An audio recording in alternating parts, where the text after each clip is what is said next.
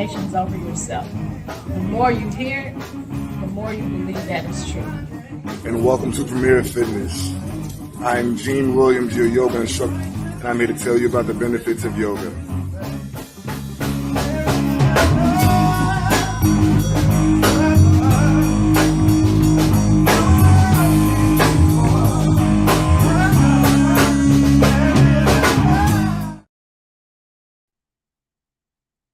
Hey, thank you for joining. Where is the love? You have just tuned in to our show for today. We are excited about the content that we are bringing to you today. I am Stephe Hockenhull, and I am your host. Joining me is my son, my co-host, Gene Williams.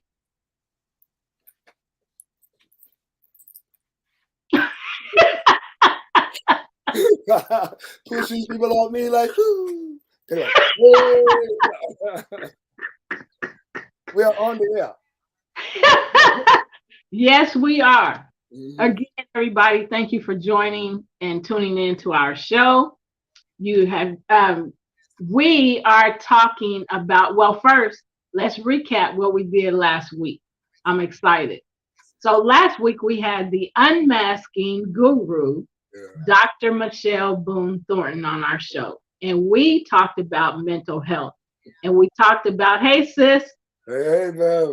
About how, thank you for sharing. We talked about how mental health is affecting the people in, the people in the world. So you have to go back to episode 35 and watch the show and listen to what happened and transpired on the show. Today, we are talking to you. We will be talking to you about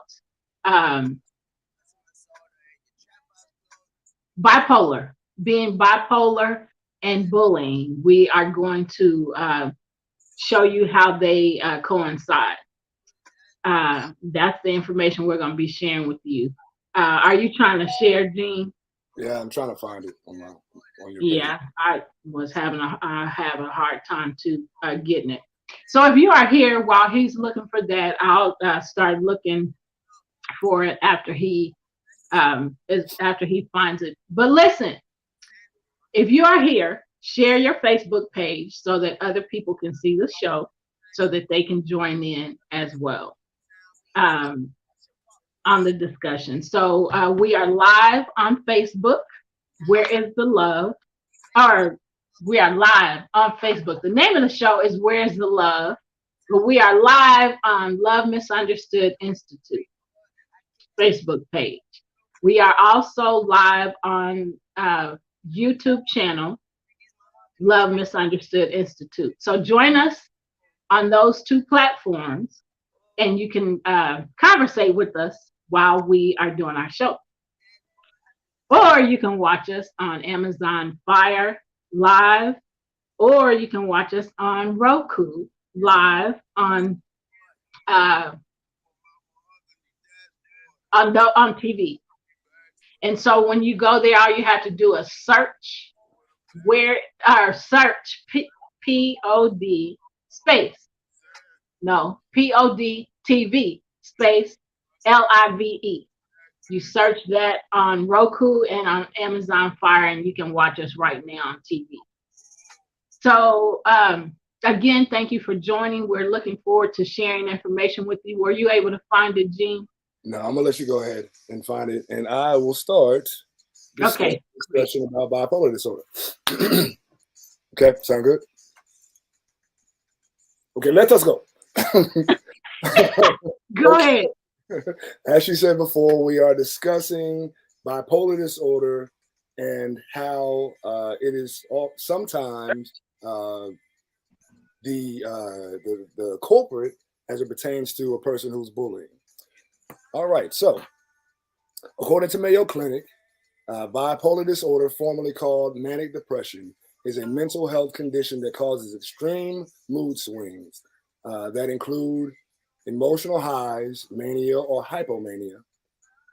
So mania or the lack of any emotion at all, and lows or depression. When you become depressed, You feel sad or hopeless and lose interest or pleasure in most activities. When your mood shifts to mania or hypomania, which again is less extreme than mania, you may feel euphoric, full of energy, or unusually irritable. These mood swings can affect sleep, energy, activity, judgment, behavior, and the ability to think clearly. Episodes of mood swings may occur rarely or multiple times a year. While most people will experience some emotional symptoms between episodes, some may not experience any. Although bipolar disorder is a lifelong condition, you can manage your mood swings and other symptoms by following a treatment plan. In most cases, bipolar disorder is treated with medication and psychological counseling. And so definitely, and so we have to understand that like bipolar disorder is a chemical imbalance in the body that causes these things, either a hyper production of a certain endorphin or things of that sort, or underproduction. So it's chemical based, and it's also imperative again, like he says, to have counseling. You need to be able to talk out your feelings and process and compartmentalize things if you experience it or have that disorder. So it's very important to do both. You got to do both. Without both, it's only going to continue and possibly get worse. So let's go a little deeper. There are 3 types of bipolar disorder. All 3 types involve clear changes in mood, energy, and activity levels. These moods range from periods of extremely up, elated, irritable, or energized behavior, known as manic episodes, to very down, sad, indifferent, or hopeless periods, known as depressive episodes or hypomania. Less severe manic periods are known as, hypomanic episode. I just said that. Okay. Whatever, man. I want to interject. Okay, Mouse.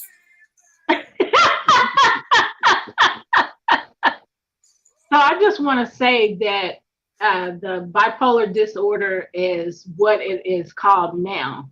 And I want to remind our listeners that there's nothing new under the sun. Things, this used to be called manic depressant disorder, manic depression, which is what Gene said in the very beginning. And so the names change, but things are the same or they get worse. So there's nothing new under the sun. So I just want to remind you, of that. And it's very important to get mental health help. And to get mental health help, that number is 988. So that's a start. If if you're not sure what it is that's going on with you or what's going on with a person that you're around, you can always get help by calling 988.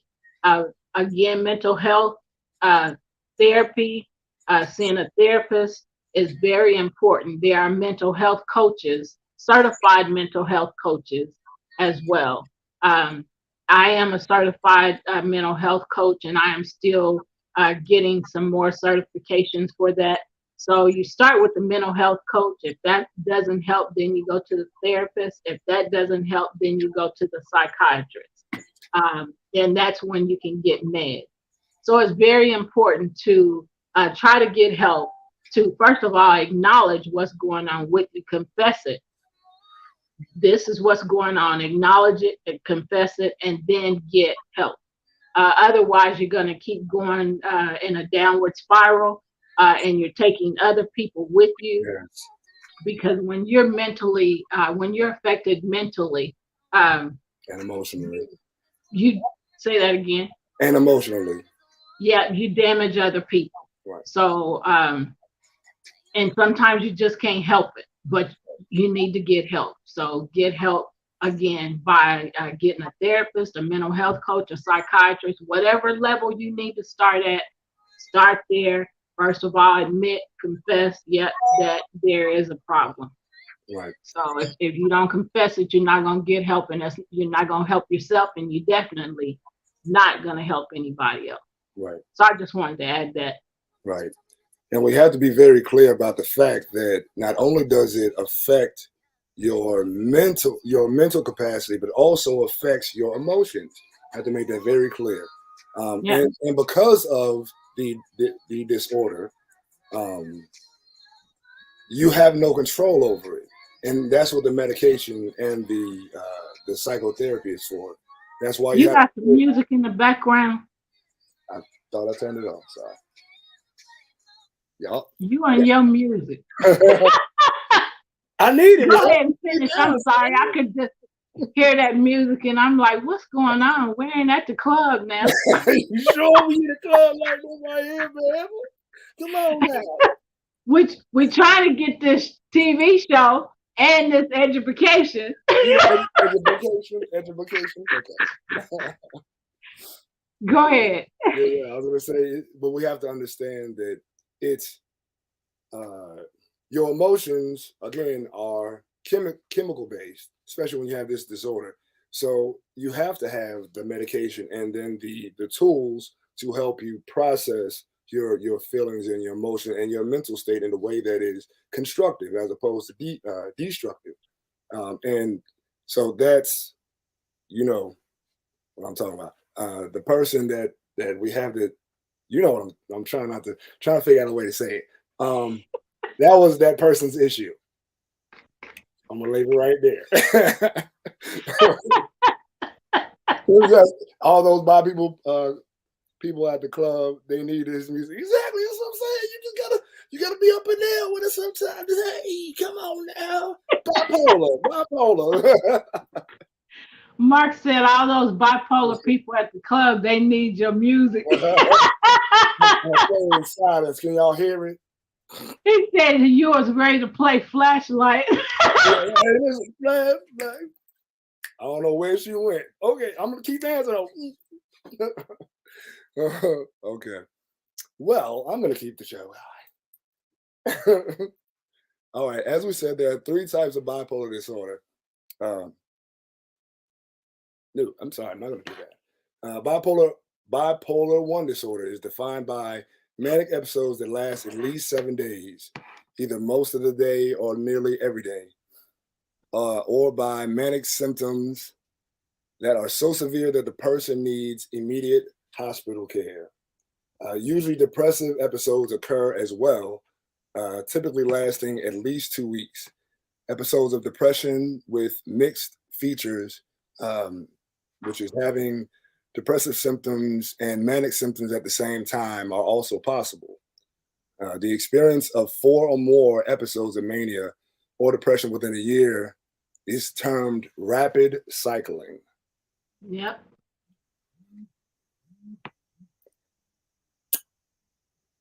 Mark, I can't read no more of your stuff in chat because it just kicked me all the way out. All right. You want me to start? I was gonna read all 3 of them. Okay. All right. So bipolar 2 disorder is defined by a pattern of depressive episodes and hypomanic episodes, but the episodes are less severe than the manic episodes in bipolar 1 disorder. And then the third is called cyclothymic disorder, or also called cyclothymia, is defined by reoccurrent hypomanic and depressive symptoms that are not intense enough or do not last long enough to qualify as hypomanic or depressive episodes. Sometimes a person may experience symptoms of bipolar disorder that do not match the 3 categories listed above, and this is referred to as other specified or unspecified bipolar and related disorders. So I'll go. Okay. Yeah, bipolar disorder is typically diagnosed during late adolescence, teen years, or early adulthood. Occasionally, bipolar symptoms can appear in children. Although the symptoms may vary over time, bipolar disorder usually requires lifelong treatment. following a prescribed treatment can following a prescribed treatment plan can help people manage their symptoms and improve their quality of life. So y'all know we're here to talk about bullying, right? Okay, so now we're going to reveal how bullying and bipolar disorder coincide.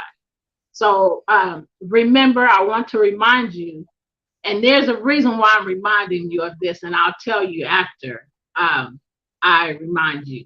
So remember, bullying is unwanted, controlling, coercive, hurtful, forceful behavior towards others that involves a real or perceived power imbalance that happens repeatedly, not just one time, but repeatedly. And it happens in all age ranges. It is a distinctive pattern of repeatedly and deliberately harming and humiliating others. So listen, this is why I felt like this is important. So we talk, like I said, on this show, we talk about bullying and we talk about real love. What, show you what real love is not and share with you what real love is. So listen, I have been offended, okay? I get offended when somebody tells me that I am bullying them just because they know that I talk about bullying. So it just happened to me this week again. So the first time it happened to me was almost a year ago when I heard those words. So I'm a speaker. I wrote a book about bullying. I wrote a workbook about bullying. But you say that I bullied somebody else just because you didn't want me around that person and I was making that person accountable. So listen, y'all, a few days ago, it happened again. I was so offended. I'm like, how could you say those words to me? Yes, we are bullying. Yes, I do find myself bullying sometimes. And I correct the behavior as soon as I realize that's what I'm doing. But I was having a conversation with somebody and they took something that I said the wrong way. And then when I just listened to what they said. And when they were done, then I started saying what I wanted to say, but I was saying it to get them to see what they were saying from a different perspective. And guess what? They told me that I was bullying them. I was shocked. So I finished saying what I needed to say, and I said, you need to understand what that word means. Right.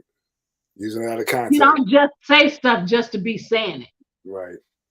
So how did I bully you? Well, just go ahead. That's what I thought. So now you tell me to go ahead with my conversation because you realize you don't know what you're talking about. And I brought it to your attention that you don't know what you're talking about. You need to understand what you're talking about. Right.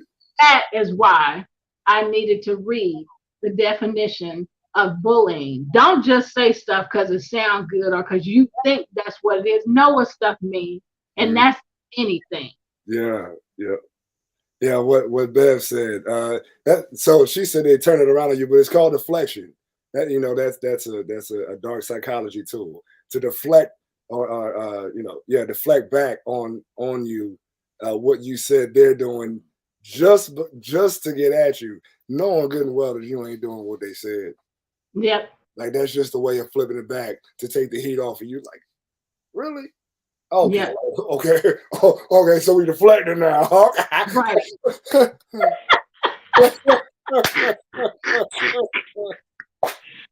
I was offended.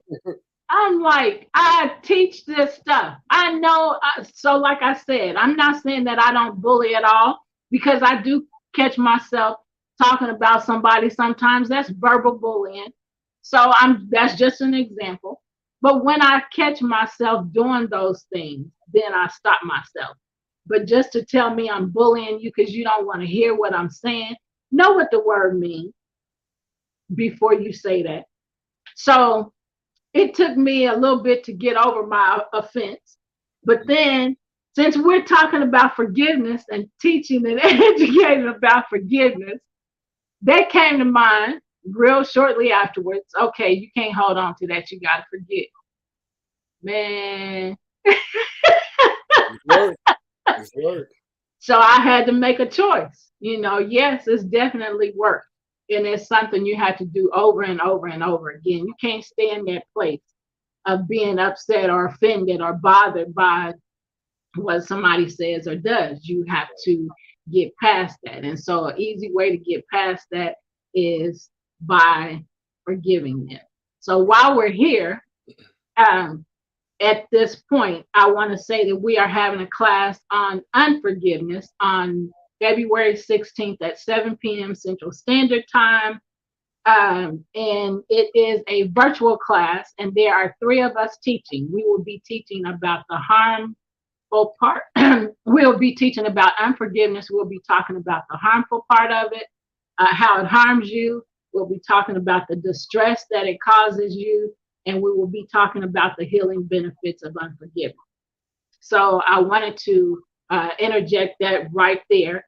So be looking at Love Misunderstood Institute. I just created an event today, and there's a flyer out there so that you can come and join in on that class. We'd love to have you. We are excited about the content that we have to bring to you to help you understand the importance of and the value in unforgiveness. We'll see you there in the classroom. Okay, Now, Jean, you want to go go ahead? I wanted to go back a little bit and say, I do want to make it crystal clear that just because, my mom and I are teaching about, forgiveness or the lack thereof and, mental health issues and all of that stuff, we're never saying that we're perfect. We both have Right. things that we are constantly working on. Yes. Just the fact that we've dealt with it so much in our lives, and we had to go and study this information to understand what's going on so that we can process life in a way that Yes. is healthy and not destructive. So this is why we speak of it, just to help other people. We're never perfect. Right. And the fact of it is that we'll never be perfect. The goal is not to Exactly. become perfect; it's to constantly be in a state of perfecting. Yeah. It's a constant journey. Yeah. And then back to what you said about being bipolar. Yes, the first step to solving or dealing with the problem is acknowledgement. You have to acknowledge that you have the issue, and Yes. then do the work consistently to get to the other side. Yes. Everything that you go through in life can be worked through if you do the work. Yes. Absolutely. That's great. Beverly, she said, I just seen her message where she says it got turned around on you. Wow. Yeah, sis, it got turned around on me and it threw me off balance for a few seconds. I was like, wow, but you just got to pay attention to what's happening and be real and genuine about what you're saying and what you're doing. And, when you teach and educate about something, be honest about it. Be transparent about what's happening. Like Jean was just saying, hey, although we experience these things, we're not saying we're perfect. We're still learning. We're still doing the work to become even better. It's a process.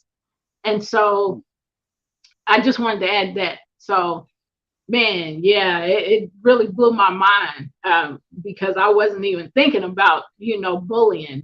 I'm just trying to get you to see something from another perspective. And that's how you took it. So I was like, wow. Yeah, yeah, that was a cop out. Yeah. Cop out. And it was real crazy when I said, how is I bullying you? How is that bullying you? Just go ahead. Oh, okay. So I see. Yeah, Like I said, that was a ploy to get you off your 10. Yeah. So I'm bullying, so okay, I'm supposed to be no, Yeah. no, no. I wasn't. So according to Health Central, the potential for abuse flows two ways in relationships involving one partner with bipolar and the other one as normal. Typically, the abuser leverages the illness as a way of achieving dominance and control over his or her own partner.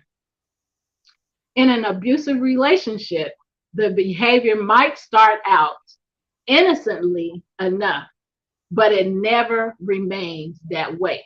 Mm-mm. Here are some warning signs. So we are going to share with you some scenarios Man, to help you see I'm that nervous. the I'm nervous. normal partner bully, and so does the bipolar person. So we're going to share these scenarios. You want to do it, Gene, or you want me to keep going? No, I was saying I'm nervous. I'm nervous. You know how I get with these scenarios. I'll be remembering stuff, and I'm like, I don't want to go back there. That's a dark place. It's too dark in there, mommy. Do I have to go?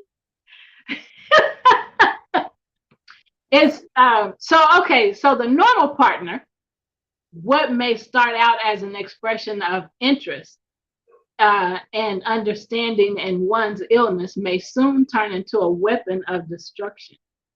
In no time, the normal partner refuses to recognize the other's legitimate emotions and concerns and dismisses them as part of the illness. So, this is you can't turn it off. This is a direct bully because it occurs between the people involved. Jenny, you can't turn that off.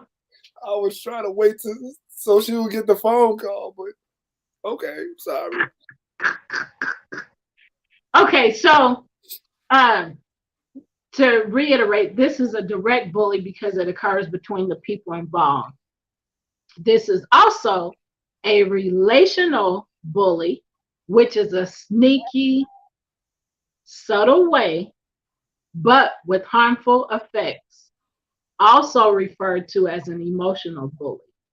Yes, Lord. Females tend to use this type of bullying more than males. So, bottom line, guess what? You do not exist as a person.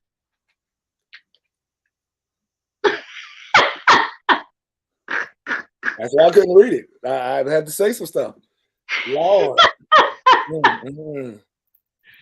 So in this case, the normal person was bullying the bipolar person. You want to add something or you want to leave it alone? No, I'm leaving it alone. I'm leaving it alone. Leave it alone. Okay, so the bipolar partner uses the excuse.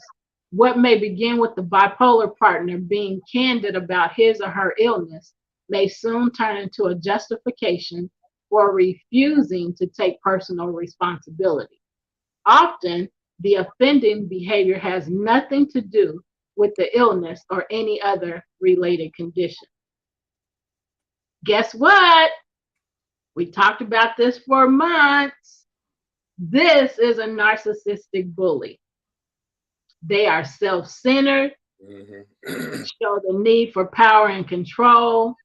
They do not share empathy with others. They do not take responsibility for their own action. Right. That's a narcissistic bully. And that is what you just saw. The bipolar partner was using this as an excuse.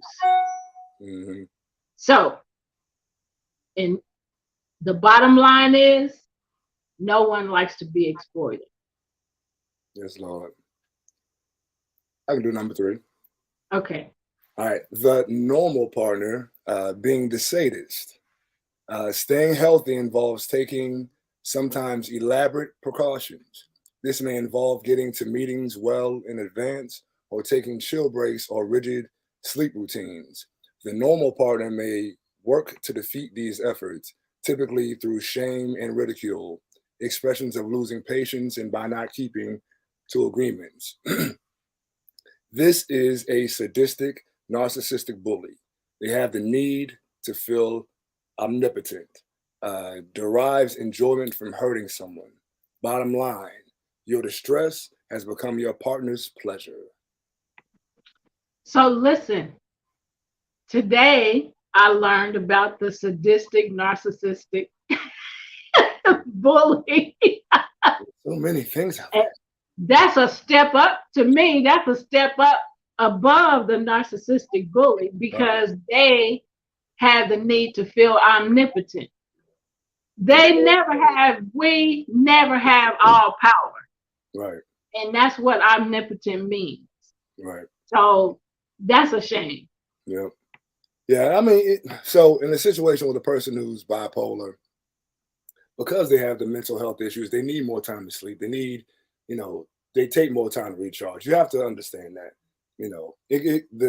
the understanding and love and patience and understanding goes both ways. Um, if you know a person has bipolar disorder or any type of mental health issues, period, or going through something, you have to be gracious, and allowing them the space to process and heal the way they have to heal. It's not always about what you think. Very narcissistic to ridicule a person because they sleep a lot. Well, I mean, that person got to recover. As long as the things that need to get done, or if you can cover some space, cover what you can. But there was something I don't remember what it was. It's a post or something talking about Michelle Obama, talking about how relationships, they talk about 50-50. There's no such thing. There's times where one person will have to carry more weight, and that it ebbs and flows. It goes like this all the time. You just have to be present enough to make sure that you're not wearing your partner out. And in essence, that's what it is. You're bringing them down. You're bringing them down because it's not easy for you. You just gotta, if you're gonna be there, you gotta suck something up. You gotta realize, okay, this is what it is. I'm gonna have to suck this up as long as it's not detrimental to you. I mean, we make choices when we're in relationships of any sort. So you have to be cognizant of that and again, be flexible. Go ahead. I had a conversation with somebody this past week that talked about 50-50 in a relationship. Mm-hmm. And he said 50-50, he's 26. So he said 50-50, if both of them are doing 50-50, where's the other 50 going? Because everybody got 100%. I was like, wow, you very smart.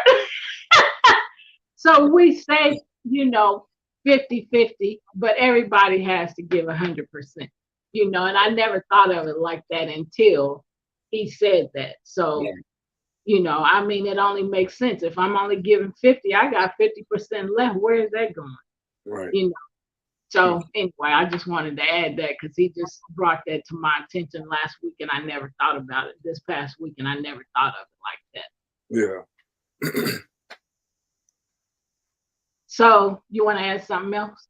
No. Nope. I was just looking to see where we were.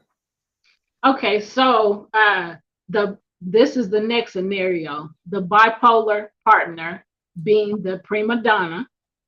It is one thing for the normal partner to show consideration for the bipolar partner's needs. It is another to put up with that individual's selfish whims, from the settling of the thermostat to hogging the remote. The prima donna always has a bipolar justification. So in other words, I can always justify and have a reason for why what I'm doing is the right thing to do. Yeah, that ain't gonna work. Because now, like you say, you're using that illness as a tool of manipulation and control. Yeah. That's not cool. Yep. Yep. So this type of bully, this is still a sadistic, narcissistic bully. They have the need to feel omnipotent. It's all about me and what I want. I'm hogging the remote. I'm taking this. I'm doing that. And it derives enjoyment from hurting someone else. That's what the sadistic, narcissistic bully does. This is also a narcissistic bully. They are self-centered. They were showing the need for power and control, and they didn't have empathy for the other. They did not take responsibility for their own actions. So, me having to have the remote control and me having to do, I set the thermostat. I set it on what I want it on, and you leave it there. I'm the omnipotent one. I'm the one in control. It's all about me. It's all about me. Right. I don't care how you feel. It's about me. Bev, to the left. To the left. So, and the bottom line for that scenario is you are the hired help in your own castle. Ooh-wee. That's sad. I'm the one running the show. You just here. You the hired help. I'm the one that's running everything. You're supporting. Man, that's a horrible feeling. What'd you say? You are the supporting cast. I'm the star. Right. What kind of mess is that? Man. So you read the next one. So we're still, this is another scenario. Right. You ready? Yeah, go ahead. All right. The normal partner playing superior. People with bipolar disorder are constantly second guessing themselves about how well or not they are fitting in. Over time, the normal one may assist by finding ways to undermine his or her partner's confidence. Wow. Typically, the bipolar partner is reduced to being the crazy one, the deficient one, and the social misfit. It's a wonder the normal one even puts up with him or her. Yeah, that playing the victim thing, that ain't cool. So that is social bullying. And that's when you exclude a person from groups or sharing information to you or for you. You are already feeling like you don't fit in. Excluding you can can add to what you're already feeling. Bottom line, it's horrible how being socially excluded can make you feel when you want to be a part of something. So, Yeah. Go ahead. When somebody is already struggling with being social and feeling like they don't fit, and then you add to it by basically saying, yeah, you don't fit. You don't need to be around anybody, and excluding you from society. That is horrible. I mean, and you're already feeling enough by having a disorder, Right. by having a bipolar disorder. So when people do stuff like that, it just makes you feel worse. Right. But a person that don't care, that's what they do. Right. So and that's the normal person treating the bipolar person that way. Right. Yeah. And I mean, in life, period, though, just like being like, you go to a party with somebody and be like, yo, don't worry about him. He the weird one. He the weird one. Don't worry about it. Like, really? You can just let me build a rapport with people before you give them at least, a negative viewpoint of me, a negative perspective. Like, really? Yeah, I'm weird, but it's beautiful. You know what I mean? Yep. All right. Everybody wants to feel a part of something or some things. Right. So when you help them not feel a part, that makes it worse for them and makes them feel worse. Right. You want to add something? Yeah, the goal in a situation like that would be to, to be as welcoming as possible, uh, to a point, not to the point where you put yourself in a messed up position, but enough for the person to know that they are welcome. Hey, listen, we all weird, man. We all weird. Let's just be weird together. Let's do a weird thing. We can call ourselves the weird crew, wear weird clothes, weird colors, whatever. Let's just be weird. I mean, they don't have to be as weird as me, though, Mark. Just weird enough to be weird. It's okay. There's levels there.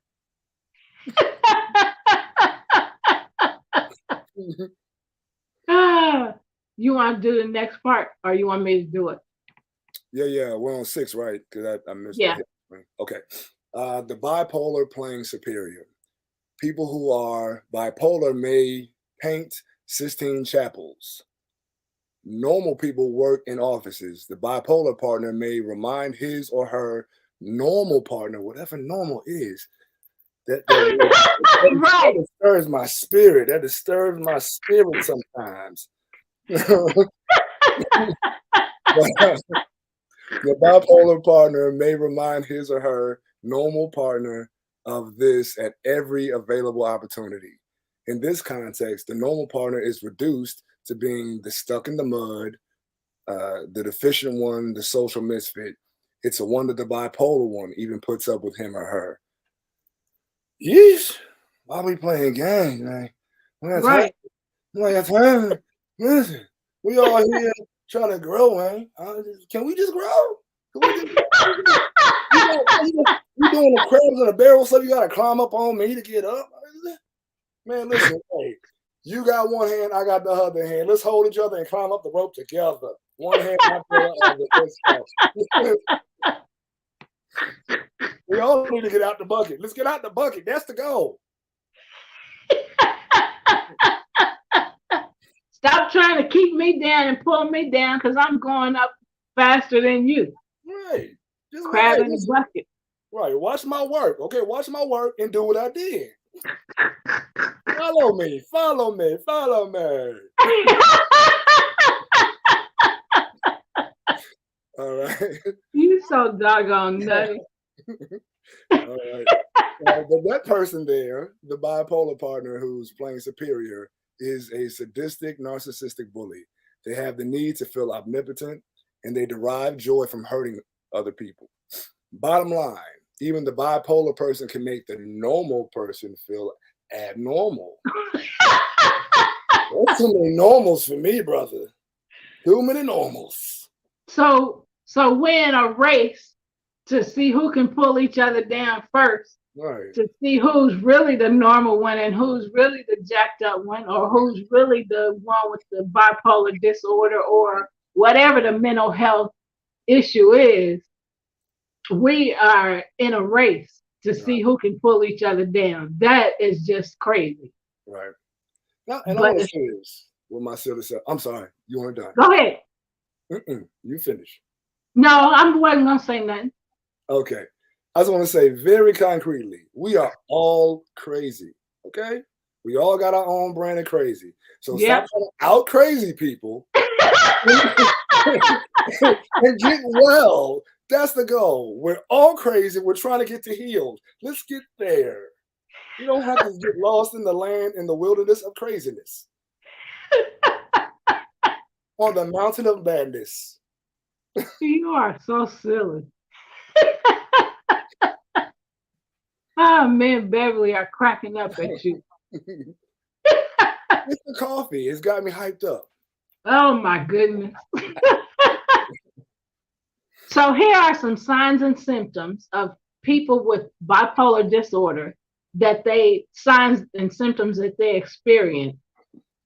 Periods of unusually intense emotion, changes in sleep patterns and activity levels, and uncharacteristic behavior, often without recognizing their likely harmful or undesirable effects. These distinct periods are called mood episodes.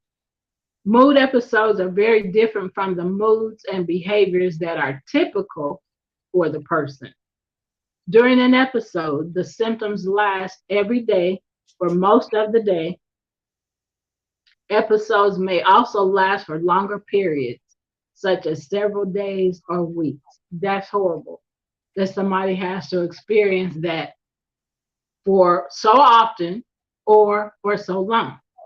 And it's even worse when they're not admitting that they need help and they are around other people, negatively affecting them and bringing them down and making them feel like something is wrong with them. Right. And to me, it's even worse for that person that's there that's dealing with that. And the bipolar person is a narcissist as well. That's just uh, double the worstness. And I know that ain't a word, but I just made it up and I can spell it if I need to. Spell and be on them real quick. Spell and be on them. But anyway, I'm just saying it's just horrible the things that some people experience. Yeah. I just go ahead, Gene. Well, I was going to say, man, from personal experience, I know that when you don't consistently do that work, it goes like there's the manic, the top of the manic depressive part.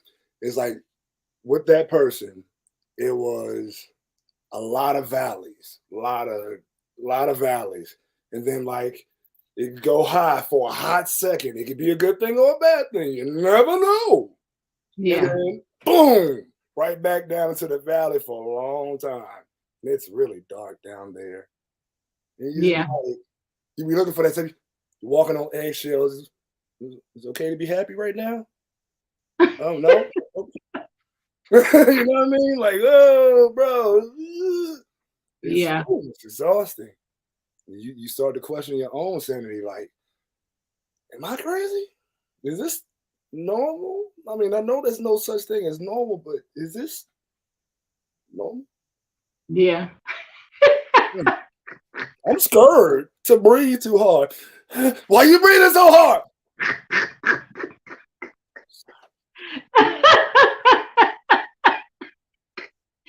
Can you breathe a little softer?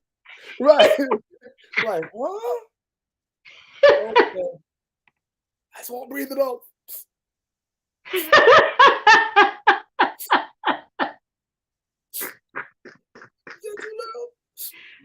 Oh, you're so doggone silly. So now we want to share some symptoms of a manic episode and symptoms of we want to share a comparison of someone with symptoms of a manic that's having symptoms of a manic episode and with someone that's having symptoms of a depressive episode.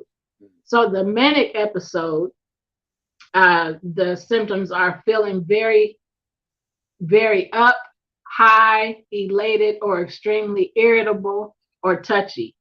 And the comparison to that one with the depressive person is feeling very down or sad or anxious. So then we have the manic episode of feeling jumpy or wired, more active than usual. And then the comparison to that in the depressive episode is feeling slowed down or restless. I can't imagine that up and down. I mean, not being bipolar is bad enough feeling up and down, being what's supposed to be a normal person. You know, we all have highs and lows or good days and bad days or, but anyway, the manic episode, symptoms of a manic episode is feeling jumpy or wired, more active than usual. And then that of a depressive episode is feeling slowed down or restless. So the comparisons is just crazy. And then the manic episode is decreased need for sleep. And then the depressive episode is trouble falling asleep, waking up too early, or sleeping too much. So, see, I mean, the degrees between the things is just super high and super low. And then, so the manic person, or the manic episode, having a manic episode, is talking fast about a lot of different things, uh, flight of ideas. And the depressive symptom of a depressive episode is talking very slowly, feeling unable to find anything to say, or forgetting a lot. So you're either one way or the other, depending on what you're feeling. Um, Let me know when you want to jump in. What I was gonna say with that is, like, you know, a lot of these things are things that everybody deals with, but when it's a person who has a disorder, it's a person who has they don't have any control over it. Yeah. That's the difference. Like, you know, we all experience, because I know for me, like when I get depressed, you know me, I talk really quietly. I don't really want to talk about. I don't really want to talk much. Um, you know, but for a person who has bipolar disorder, it's like a just this way dark, and it's a consistent thing over time. So Yeah. And that would have to be really tough. I mean, because of the imbalance, you know, like you said, you don't have any control over. And we have, you know, when we're not bipolar, we have a little more control over, you know, how we're feeling right, or what happens with us. But I mean, with the bipolar person, we read earlier, you know, about how um, they can't even think. You know, they have cognitive inabilities, so they're not even able to think well because of the imbalance. So, you want to add something? no, you're on point. Okay, so when it comes to a manic episode, they may have racing thoughts, and then when it comes to the depressive episode, they may have trouble concentrating or making decisions. So it's either you're having racing thoughts, or you're having trouble concentrating and making decisions. Also, they feel able to do many things at once without getting tired, or they may feel unable to do even simple things. Yep. Also, they may have an excessive appetite for food, drinking, sex, or other pleasurable activities, or they may have a lack of interest in almost all activity. Right. So if I got all of this, or I don't have nothing at all. Go ahead and add what you want to add. Well, I was going to say, so, and that would be called disassociation. You know, you use other things to not feel or think about what you're feeling or thinking about right there. You know, use those things as a distraction.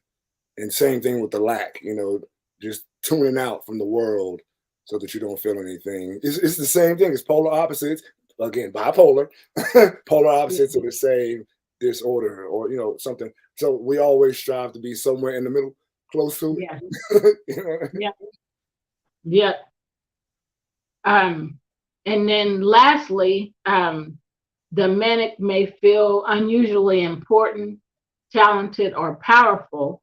And then when they're in a depressive state, they feel hopeless or worthless, or thinking about death or suicide. Mhm. So those are some of the signs and symptoms of a person with a bipolar disorder. Right. And like Jean said earlier, you know, they have a chemical imbalance. And so they're either super high or super low in whatever it is they're thinking or feeling or doing. Right. You want to add anything? No. You're actually very on point. You said what I was going to say. So today, what we did is we talked about the bipolar person, the bipolar disorder. We shared with you some of the ways that the bipolar person, is a bully, and then we shared with you some of the ways that the person that is dealing with the bipolar person, um, is a bully. And so we want to make sure that we always educate you about bullying and how it negatively affects people. And I want to say this: if you don't have mental health issues before you're bullied, maybe with the trauma associated with the bullying, you may develop mental health issues, specifically if you don't get help, if you don't talk about it, if you hide it. And not discuss it with somebody. I mean, I know, it makes you feel ashamed and may make you feel guilty because you are being bullied, but you have to learn how to speak up. It's a hard thing, but you have to find your voice. How do you find your voice? You find your voice by finding positive things to encourage you, like reading positive books, listening to motivational and inspirational singers, or speakers, singers or speakers. Um, you have to, one of the things that I really love and enjoy doing is listening to running water. I like listening to chirping birds and nature sounds because it really calms me down and brings me to a place of peace in my mind that I wasn't in before I, started listening to the running water and chirping sounds. So it just changes my whole atmosphere and really helps and makes a difference for me. Um, Jean, you want to talk about some of the things that you do? Because Yeah, yeah. I can think of some more stuff, but I want to give you a chance. Right, right, right. Well, so one of the things that helps me, and I was going to say, one thing that's very important with issues like bipolar disorder or just life period, have a way to journal your feelings. It's important for you to process how you feel. I journal, I write music, I write poetry. Sometimes to help myself get to the point where I can even focus enough to do that, I'll go exercise. I may hit my yoga mat. I may go lift weights. I may go for a run. Different things. Um, or just doing something that allows you to process without the pressure of having to act in that moment. Like I like to take walks in nature, look at different things. Like she said, listen to water running. I love to listen to rain sounds. I've started frequently listening to like little brooks, Mm-hmm. mountains. That is, oh my. Yep. Like I was doing that before we started. It's just amazing.